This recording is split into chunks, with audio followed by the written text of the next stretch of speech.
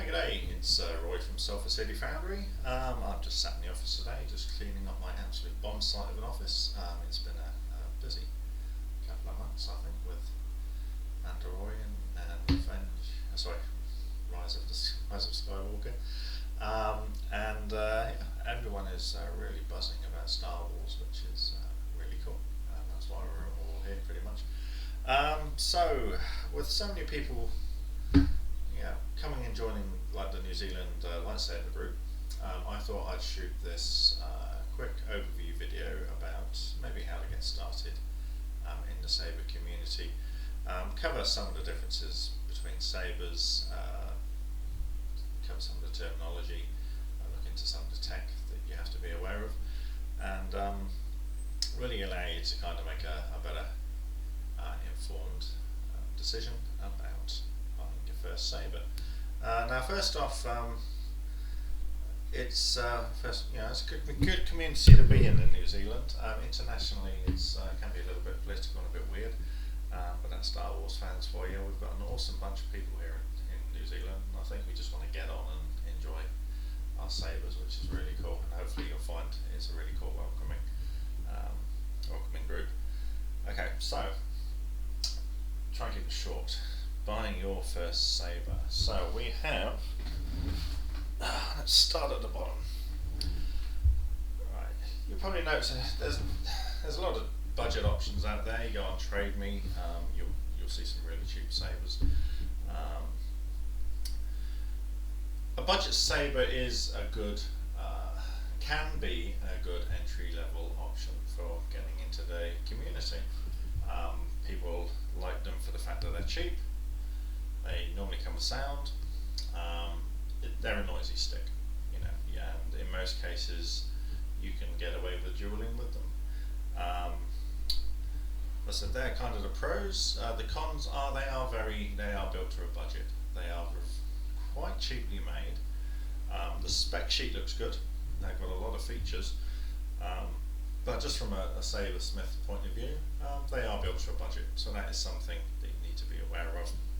If you want a really good overview of budget sabers, go and check out my other video where I give a 25-minute breakdown in comparison on budget sabers.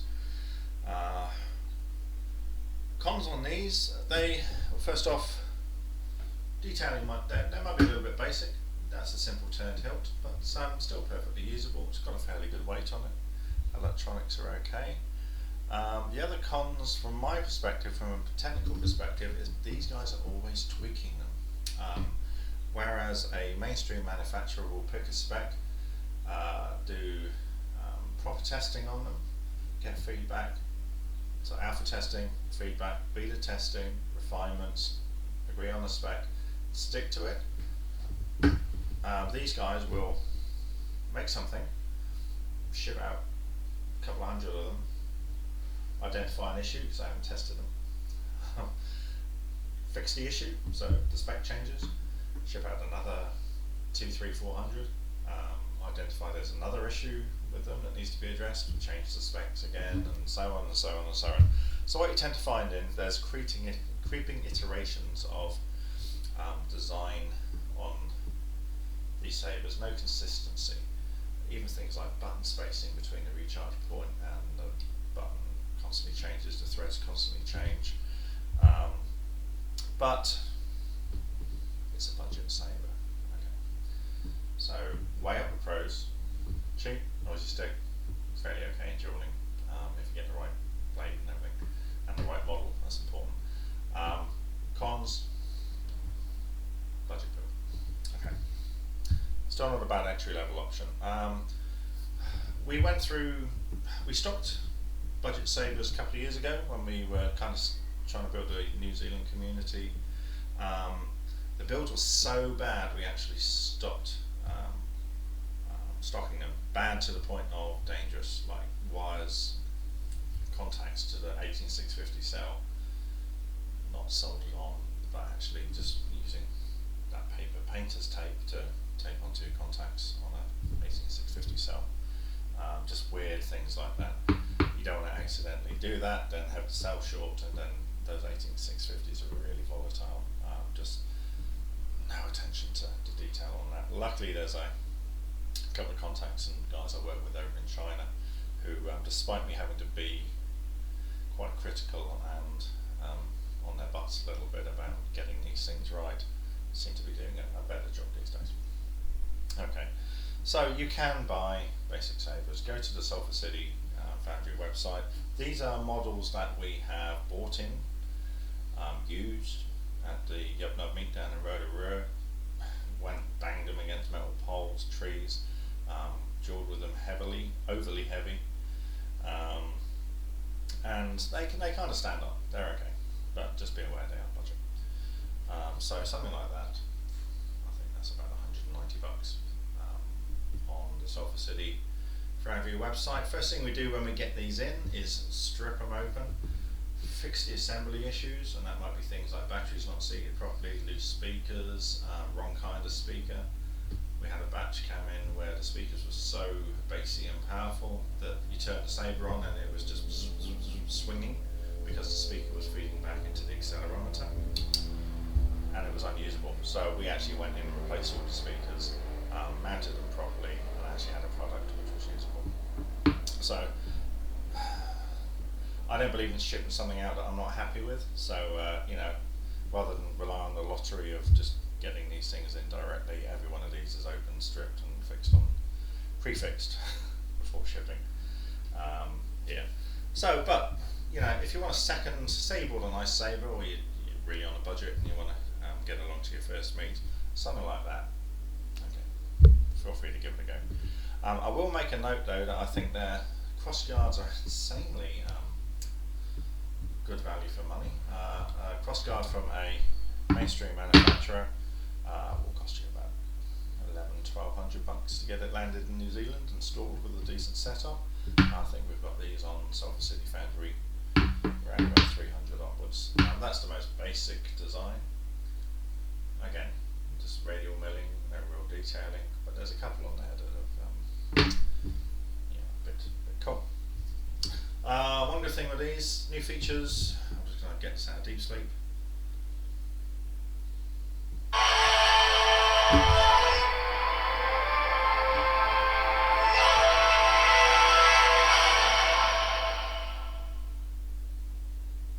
That's a new tweaked version. Again, they tweak it from.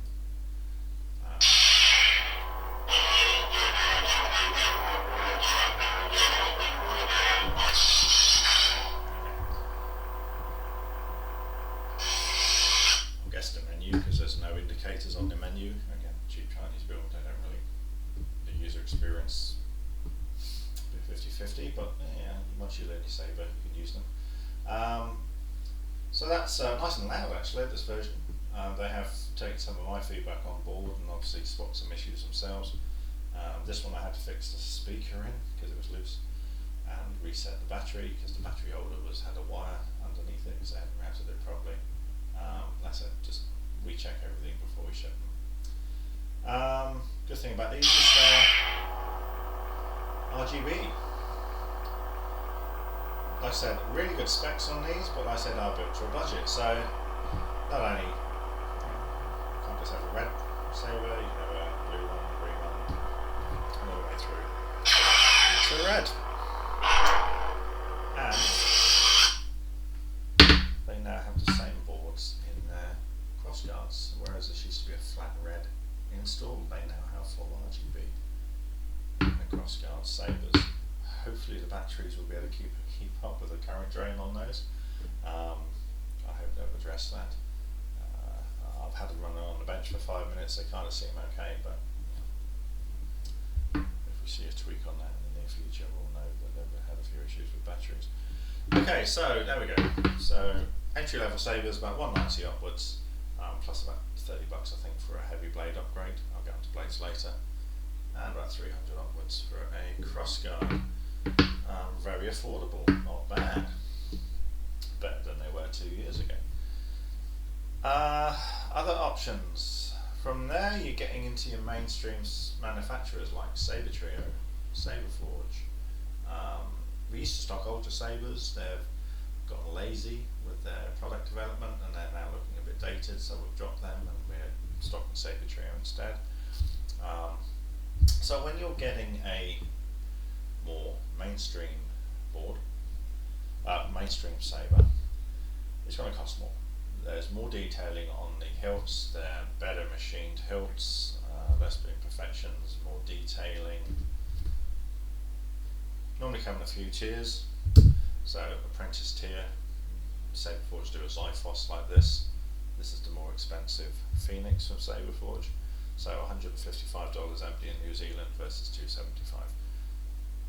It's the amount of work that goes into making them that makes the difference. Okay, so they're more expensive. When I install these, I use decent components. I use mainstream boards, I use stuff from Plector Labs.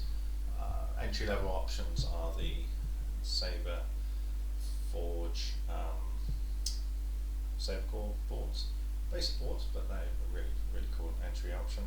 Started doing recent installs with the new Profi stuff, which is I'll show you a little bit later. After I unwrap that one, actually, that's going out somewhere. Okay, so with these higher end sabers, you would have seen stunt install and you would have seen sound install terms being bounced around. Stunt install is a complete misnomer. You'd think stunt install means that just defines a saber that you can actually duel with. No, in the saber community, a stunt install means a saber with light but no sound. So these will be probably around about just over shade over $300 for a decent like apprentice hilt from Saberforge with a stunt install. So a little bit more than the entry level sabers, but put them side by side, you can see it's looking a bit more like a real world saber. This is an old model, but you get the idea. Versus basic turned aluminium hilt out of China. Okay, so if people are on that around about $300 budget, which seems to be pretty common in the saber community in New Zealand, you've got the choice between those budget sabers or get yourself a stunt. I would always advise to maybe grab yourself a stunt. Okay, I know it doesn't have sound. Okay, but it's a more detailed, more substantial, better hilt. They're very upgradable. Things like these, that the electronics assembly on these are drilled out, overly drilled out, specific to the saber. They're a pain in the neck to upgrade or get spares for, unless you get them direct from that one manufacturer out of China. Whereas this stuff, the community has bucket loads of independent parts and boards and all sorts for it. Every kind of manufacturer, mainstream manufacturer, tends to rock with specs similar to this. Okay, so we always recommend for that 300 or just over budget, get yourself a nice mainstream hilt, get a stunt installation if you're really on that $300 budget. Okay, yes, there's no light, but when you're dueling with it, after 5 minutes you don't notice.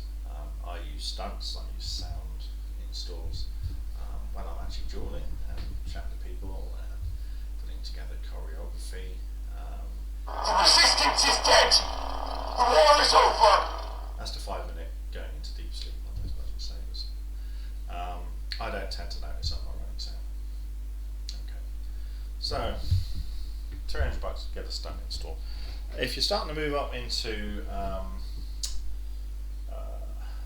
probably a mid 6 to high 6 range, and I'm getting on to $700 with the blade charger and everything, you're looking at getting a decent sound installation into a mainstream saber.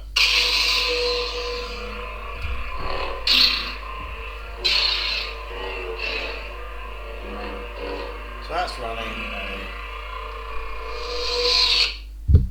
Plector Labs Nano Viscotti board.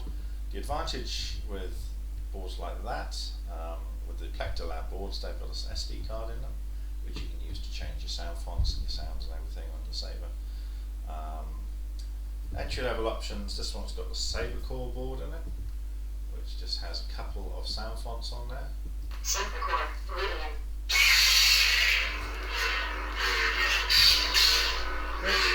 But if you're not overly fussy about not being able to change out the sound fonts, you only kind of need one or two. You just need your Saber to make some pretty cool noises and all the right sounds when you move it. Something like a Saber core install entry level is really cool. Next one up, go for your Nano Biscotti or a Plector board. There are new boards coming out. You would have seen something called Smooth Swing. I'm just going to, excuse me, Russell, I'm just borrowing your Saber.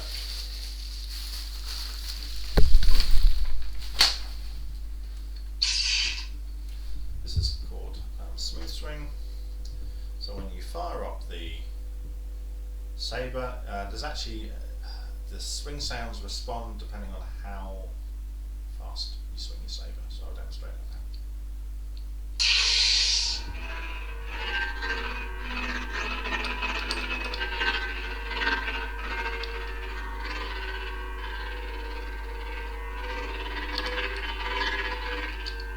So that's a slightly more realistic Doppler effect on the sounds. Wrap this up again.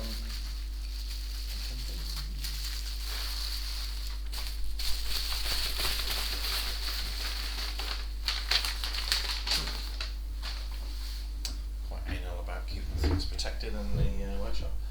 Okay, so they're new boards, they're coming out. So they're the Proffies that we've recently been installing. There are two new boards that are going to be hitting the market.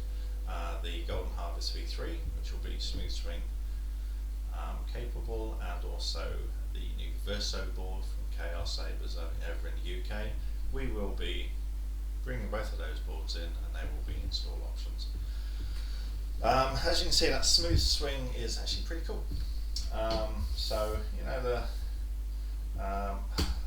Hopefully we're going to get our install costs to be not much more than the entry level flat.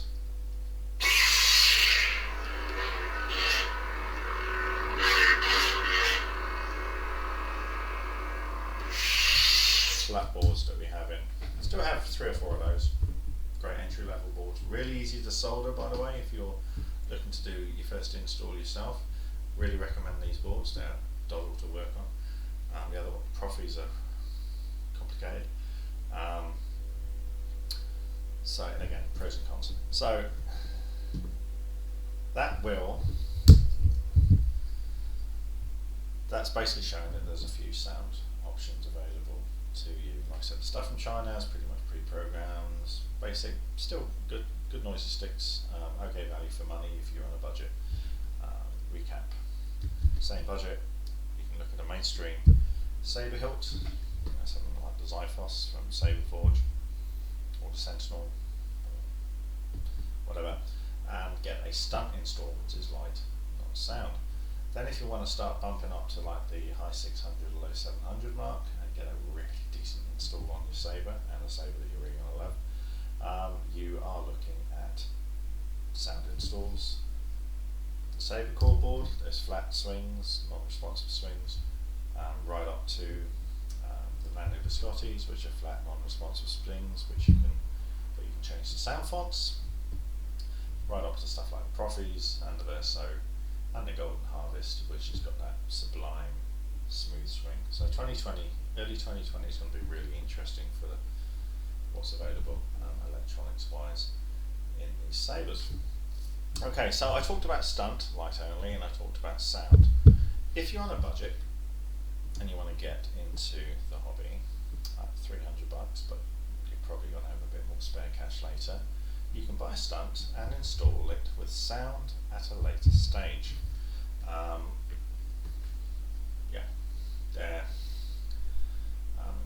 The parts in them are, unless the community uses pretty much standardish parts. So if you get a stunt install, you can just come along and pay for the sound upgrade at a later stage. By doing that, eventually you end up with a nicer sound-enabled Saber. So if you're on a budget initially, but you're prepared to wait and invest, you can end up with with something really cool like this, or that smooth string one, rather than just being stuck with a cheapie from China. Okay, so that's the decision you've got to make if you're coming in at about $300. Other things, right? Not everyone is a jeweler in this community. People might just be into it for display pieces. This is one of my Graflexes. Got a really good deal on some of these. If someone's looking for a Graflex, by the way, drop me a PM. I might do a group buy. I can bring these in at a really good cost at the moment. But usually these would be about $380, $390 in New Zealand. We can get these landed for about $210 now. So they are really. This one's installed with a soundboard, but there's so many doodlies and gribblies on this thing that if you try and jewel with it, will get instantly knocked off. There's a guy in our Rotorua group who will attest to this, who started jeweling with his MPP, which is like the Darth Vader saber, and every session something would get hit, crack, and fall off. So if you're thinking, oh, I'll get a Luke saber and not jewel with this, don't, you'll break it. These are display pieces. For jeweling, get something dumbed down like this, which has got less bits that you can accidentally hit and knock off. Even some like that, which has got these weird little ears on there. Okay, although they're fairly robust, if you're jeweling, that is a risk, but you can go in and actually take them off with a magnet key. So, if you're looking to jewel, get something dumbed down, cleaner. If you're looking for a display piece with all the nice little screen accurate stuff going on, keep it as a display piece. And price on these, they used to be expensive. Like I said, I can get these empty in for about $210. So installs mid to high 700s, I think, if you're looking for a decent sound install and a nice display piece. But if you're looking for just a display piece, a good option might be nothing that we sell. It might be a Master Replicas or a Force FX saber, which you can pick up for about $250. These tend to be fairly good lookers. There's some models that are terrible, like the Return of the Jedi one looks nothing like it. But yeah, you got, that's my Mace Windu from Hasbro. It's got the writing on there somewhere. There we go, Lucasfilms. That's the one thing I don't find a bit annoying about it. So that's a 2005 Master Replicas, which you can find on the second-hand market. There'll be a mix of plastic and metal. This one's actually quite weighty. So if you're not going to be going out and jeweling, or you're just going to be cosplaying, something like this, fairly good option. One guy just wanted a belt hanger recently in the group. You would have seen the post. He went and bought one of those Lenovo virtual reality games. Everyone was giving those away with free phone upgrades about 6 to 8 months ago, so the market was saturated. You can pick those up for about $50 if you just want something high quality plastic, a fairly accurate replica to hang from your belt. But if you want something with electronics, just for cosplay, maybe Force FX. Okay. A lot of people didn't realise how breakable these were. They'd actually buy these and go and jewel with them and break the blade within about 5 minutes. They are quite easy to break if you jewel medium or hard with them, and they won't last you very long. So good old Star Wars community. This is another option, but it depends on the hilt. This one I would do it to because it's mostly metal. You can actually go and buy a conversion kit. So what I've done with this one, somebody actually gave me this hilt for fixing a couple of other of the sabers. I was visiting the UK and helped a guy out in one of their saber groups, and he gave this to me as a leaving present, which was nice. So what you can actually get in these things, you can see it's in there. That's an adapter which will hold a blade, a jeweling blade. There's a nice big cavity in there which I can 3D print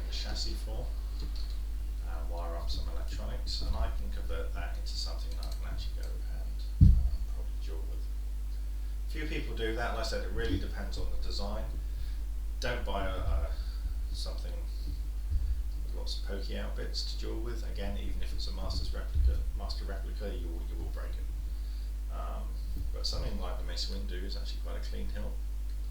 It will get scratched up when you duel with it, but that is an option for going out and dueling. Thing to note with these master replica hilts, they are huge. They're oversized a little bit. If you ever picked up the Kylo Ren crossguard saber that the warehouse was selling for $90 a piece, just a month or two ago, I used to own one of those. The girth on it is massive. It's huge, to the point that it's difficult to maybe wield, but great cosplay piece and a good display piece. So, like I said, not everyone's into dueling. Some people are display only. Some people just collect the screen accurate stuff. I'm more of a jeweler, so you'll notice that Suffolk City Foundry is more jeweled towards jeweling stock. And like I said, for that we have those budget entry level sabers, more mainstream hilts with offering stunt installs, or if you want to go to sound, a variety of boards that you can go and install. A couple of other things. That covers sabers pretty much. Talk about LEDs. Depending on the board you have, you might be stuck with a single colour saber with maybe a different colour just to flash when it does its clashing, its impacts. A lot of the new boards that are coming out now are all as standard RGB boards, which means you can actually go through, just like you saw with the cheap ones, go through and change, have different colours on the blades. Okay, so if you see the term RGB, it means colour changing saber, and that will either be something you can just cycle through and have infinite colours to choose from, or you might have 12 presets, so you pick 12 blade colours that you know you're going to like, stick them on a configuration, and then you can just flick between them on the fly. Okay, so that's RGB versus just like a single colour install. Stunts, by the way, tend to come single colour. They're cheap, they're entry level installs. You can get RGB boards for them. I'm going to be trialling a couple, so even with a stunt with no sound, you can actually go through and change the colours on them. So that's going to be new in the next month or so. But again, there's a lot of options. Early 2020 is going to be really cool for new electronics coming out for the sabers. Okay, so how do we maintain these? A couple of terms you might see. Talk about two different types of chargers you can get. For stunt installs, the basic stunt installs, the battery is removable, so you charge it up on one of these, just a normal charger. For installations where all the electronics get tucked away in the hilt and they pretty much stay there, you use something called an in-hilt charger. That plugs into your mains, that plugs into your charger, and the indicator battery will show you whether it's fully charged or not. So orange will show it's charging, it will turn green when your saber's fully charged. Okay, so that's the two different types of batteries. Like I said, I'm just trying to keep this short. So I'll just finish talking about blades. So blades come with different thicknesses on the tubes. You can see that one's kind of got a 1.5, 2 mil wall on it. That one's got a 3 mil wall. Most people use the 3 mil walled blades for dueling. Okay, I've had some 2 mil blades that I've used for a number of years on the loner sabers. They're polycarbonate, so they're supposed to be tough. The really light ones will ding out and crease, and you'll start to see imperfections in your blades. The heavy ones don't tend to do that. So if you are looking to duel, make sure you go with a 3 mil wall upgrade on your saber. It will save you buying a blade, trashing it within a couple of seconds, and having to buy one of these anyway.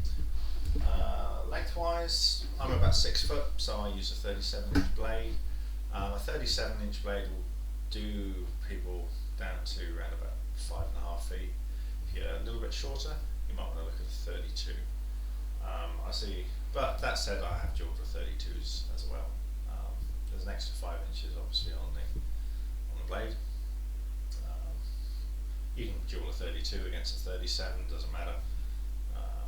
Some people prefer a 32 just for the weight distribution, even though they're quite tall. So it comes down to personal preference on on blade length. But like I said, if you are dualing, try and get those 3mm blades, even though sometimes the 2mm ones can stand up. I say it's a polycarbonate blade, not all polycarbonate blades are made equally. One thing I've noticed with these guys coming in from China, blades can vary from batch to batch, which is why we always suggest going up to a 3mm blade just to be on the safe side. Talking about blades, variety of manufacturers make them. Ultra Sabers, Saber Trio, Saber Forge. We're now out of Saber Forge blades, the Infinity V4s. But new for 2020, one thing we do here is a bit of research and stock for the community over in New Zealand. We believe we've found, purely by accident, the guys that supply Saber Trio. We like the Saber Trio blades. You would have seen previous posts where we've done comparisons on them. Saber Trio will obviously buy in their blades from a polycarbonate tube manufacturer. They do a little bit of extra work. They externally sand the blade, which help with light distribution, and they provide some pretty awesome blades. As I checked the previous posts out maybe a few months back, and you'll see how bright and well distributed the light is on the Sabers. Like I said, we have found the place that makes these, and for our new 2020 blade stock, we will be bringing in those blades. We're going to sell them as is, nice and shiny. People like that look, like they do from Saber Forge and Ultra Sabers, or probably stick a little $5 fee on there if you want us to pre-sand them for you. But awesome blades, and I think those kind of have the edge over some of the different manufacturers at the moment. Not much. Different manufacturers actually have do a good job of making heavy blades. Just my personal preference at the moment are the Saber Trio blades. Okay, so they will be coming in en masse in about a week. We do have a very small stock of them at the moment, which we will be using to fulfill existing Saber orders. Okay, so I think I have pretty much covered everything. Budget Sabers, mainstream hilts with a stunt install, mainstream hilts with a sound install, and maybe some of the different boards that are available. A smooth string is the thing to watch for 2020. I'm not going to talk about NeoPixel at the moment. We will be dabbling with that and evaluating it. NeoPixel is basically a string of LEDs up the blades.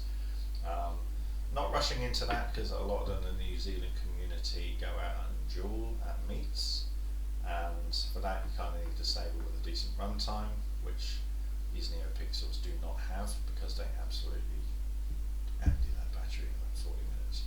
So I'd rather have a Saber that lasts 3 hours at a 2-hour meet rather than a Saber that lasts 40 minutes at a 2-hour meet. So I'm not rushing into NeoPixel, but we will be bringing that in early 2020 for people that kind of like display pieces. So mainstream hilts for sound installs, I just kind of looked at the differences, and I looked at display pieces, and I looked at Force FX if you want it for cosplay or display, talked about pros and cons, and also talked about the fact you can convert some of these as well. I covered chargers, external charger and hinge hilt. And if you go through the Sulphur City Foundry store, you will be prompted to add a charger to your order, which is at 100% suits the installation that you've selected in the other options. So you won't accidentally buy the wrong kind of charger. And then, like I said, I've just finished on blades, just talking about blade thicknesses, blade lengths, and I think that will cover a lot of the basics and questions that people might have if they're just coming into the community for the first time. If you do have any more questions, I do answer all my any question on my YouTube channel, unless I miss it, but I do get the alerts. So make sure to pose any questions there, or if you're in a New Zealand Facebook group, just add it to this post, and I will come back to you and answer any questions if you're just getting into the community. Okay, that's it. Enjoy your sabres, that's what we're all doing here. It's great to see all these new meets popping up all over the country. We've been working towards this for probably about 2.5, 3 years, so it's nice to see that everything's coming to fruition. What I'd love to see in the future is once these regional meets get off the ground, we can start doing meetups. A nice convenient point halfway between us. The Rotorua group here are going to be flicking off to Hamilton to try and kick that meet off, and then we'll probably just alternate between Hamilton and Rotorua for kind of the Bay of Plenty, South Waikato meets. Auckland's normally get good numbers, great venue up there. So make sure you get along and support your local sabre meets, and let's try and build a New Zealand community as strong as some of the great places like Singapore. They've got an awesome community over there. Okay, video's just hit 36, 37 minutes, so I'm going to wrap it up. Any questions, add them below. Bye bye. Hi, Roy again. I forgot something about the budget sabres. Okay, like I said, there's a lot of them out there where you'll start seeing pop up all over the place. One to avoid are these super cheap little tiny ones that look great in the photo, and then when you finally get them, you realise they're designed for someone about the height of a 9-year-old. And you can see the difference in blade width there as well. They tend to use a very lightweight 22.5mm lightweight blade, which will break in like 30 seconds flat if you try and use it for dueling. They crease up, they look terrible very, very quickly. I said all our stuff at Sulphur City Foundry, we're pretty picky. We've tested all of these, and we are fairly confident that something like this or any of the other models that we list are a good option that will stand up to a bit of dueling and have a fair bit of longevity to them. Something like this will not. Okay. If you've got an 8-year-old who likes to swing a saber around and dress up as a Jedi, something like that will be an okay option. Okay. Make sure they don't bash it because they will break the blade. The electronics on these are notoriously chunky. We bought a few of these in to trial them. We have sold a few. We were very, once we had them on the desk, we were very upfront about what they were, what to expect, what not to use them for. And I said a few things have used them. And they're kind of okay for that purpose. But if you're looking to get into dueling, just avoid these things like the blade. Like I said, they would normally ask what the diameter of the blade is. If they say 22.5, you know it's one of these short little, some people refer to them as youngling sabres. That one, it's a waste of money. Even worse, some of these, rather than have a baselit LED which shines up the blade, will actually have a string of LEDs up the blade. Now that's, I would have mentioned in the main video, for how Force FX sabres will break very quickly if you duel with them. They use the same kind of technology to light the sabres. They're not robust enough. Some of the new NeoPixel stuff is really well spec'd. That will stand up to dueling. The stuff in these cheap Chinese sabres with an LED string blade, you can see pop up all over the place. They break. So make sure you avoid them. That was just the last little addendum I forgot to include in the main video. Okay. Hope that was helpful. Don't fall into that little trap, and make sure your first saber purchase is something that's going to last you.